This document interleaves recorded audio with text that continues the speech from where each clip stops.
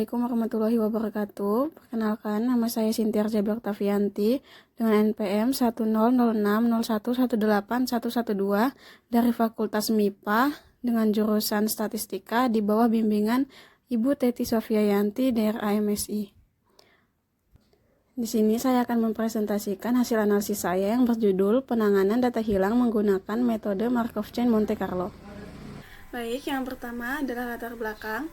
Dalam sebuah pengamatan atau penelitian, sering sekali terjadi kasus di mana data yang diamati atau diteliti tidak lengkap, dikarenakan alat ukur yang digunakan kurang akurat, rusak, tidak tercatat, dan masalah teknis lainnya.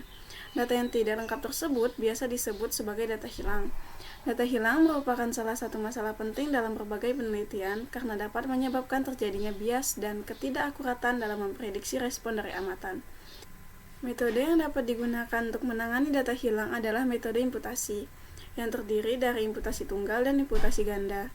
Imputasi tunggal yaitu mengganti nilai data hilang dengan nilai tunggal dan kemudian memperlakukannya sebagai nilai sebenarnya. Imputasi ganda yaitu menggunakan lebih dari satu kemungkinan untuk mengisi nilai yang hilang atau hingga M imputasi. Salah satu metode imputasi ganda adalah metode Markov Chain Monte Carlo yang memiliki beberapa algoritma yaitu algoritma data augmentation, deep sampling, dan metropolis hashing. Salah satu kasus data tidak lengkap yaitu time travel yang ada di negara Kanada Provinsi Ontario pada tahun 2011 hingga 2012. Selanjutnya adalah hasil dan pembahasan.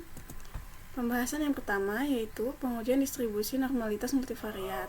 Pada KK plot tersebut dapat dikatakan bahwa asumsi kenormalan multivariat pada data time travel terpenuhi karena titik-titik amatan dapat dikatakan cukup mengikuti arah garis lurus diagonal. Yang selanjutnya adalah pendugaan data hilang dengan algoritma DA. Tahap yang pertama yaitu step I atau tahap imputasi, di mana nilai awal untuk vektor rata-rata dan matriks covariance pada program SAS diperoleh dari nilai maksimal posterior berdasarkan algoritma EM. Nilai awal tersebut yaitu μ0 dan σ0. Lalu, tahap kedua, pemeriksaan kekonvergenan. Pemeriksaan kekonvergenan dilakukan dengan melihat plot time series dan plot autokorelasi yang diperoleh dari output SAS, yang mana plot tersebut menampilkan nilai rata-rata setiap variabel pengamatan pada setiap iterasi. Plot time series dan plot autokorelasi berguna untuk memantau konvergensi dari proses data augmentation. Plot time series dan plot autokorelasi di bawah ini yaitu untuk variabel distance.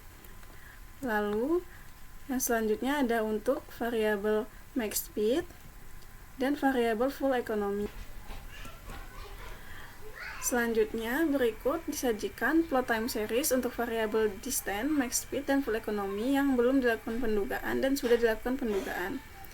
Terlihat pada plot time series distance dan juga max speed berikut bahwa pada garis yang berwarna merah itu merupakan data yang sebelumnya belum lengkap atau ada data hilang, dan setelah dilakukan pendugaan yaitu pada garis biru terlihat bahwa tahap yang ketiga adalah tahap posterior. Secara baku pada prosedur SAS yang menggunakan sebuah rantai tunggal untuk menciptakan 5 imputasi. Maka pada tahap ini jumlah imputasi yang akan dijalankan untuk proses menduga nilai data hilang sebanyak 5 imputasi. Untuk setiap variabel akan diambil masing-masing satu nilai yang terletak di urutan terakhir iterasi pada setiap imputasi. Maka akan diperoleh 5 nilai yang kemudian akan dirata-ratakan dan dijadikan sebagai nilai dugaan akhir pada setiap kasus data hilang yang terjadi pada setiap variabel. Dengan diperolehnya nilai dugaan untuk masing-masing data hilang, maka data time travel yang ada di negara Kanada, Provinsi Ontario pada tahun 2011 hingga 2012 telah menjadi data yang lengkap. Sebagian data lengkap tersebut dapat kalian lihat pada tabel 1. Kesimpulannya, yang pertama yaitu data time travel berdistribusi normal multivariat untuk variabel distance, max speed, dan full economy karena titik-titik amatan dapat dikatakan cukup mengikuti arah garis lurus diagonal. Yang kedua, pada tahap imputasi diperoleh nilai awal untuk vektor rata-rata dan matriks covariance. Yang ketiga, diperoleh plot time series dan plot autokorelasi yang menunjukkan bahwa rata-rata setiap variabel bergerak stabil dan konvergen kepada distribusi posterior yang dituju. Yang keempat, Pada posterior step dilakukan sebanyak 5 imputasi sehingga diperoleh 5 nilai yang kemudian dirata-ratakan dan dijadikan sebagai nilai dugaan. Pada setiap kasus data hilang yang terjadi di setiap variabel sehingga diperoleh data yang lengkap untuk variabel tersebut mulai dari tahun 2011 hingga 2012. Sekian presentasi dari saya. Terima kasih. Wassalamualaikum warahmatullahi wabarakatuh.